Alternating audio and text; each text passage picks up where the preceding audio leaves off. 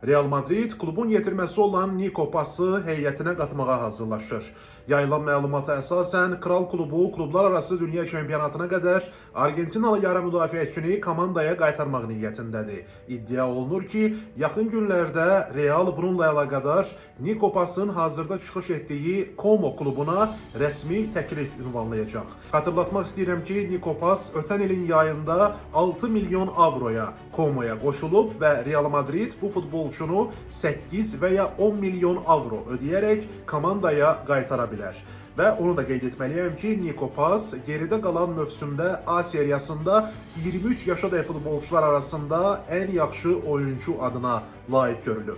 Nico Pasın Real Madridə gəlib gəlməyəcəyi ilə bağlı yekun qərarı yaxın günlərdə Real'ın yeni baş məşqçisi Xabi Alonso verəcək. Siz necə fikirləşirsiniz? Nico Pası yay transfer pəncərəsində Real Madridə qaytarmaq lazımdırmı? Bununla bağlı fikirlərinizi şərh bölməsində yazın və Nico Pasla bağlı təxminlərimizi sizlərlə birlikdə bölüşək.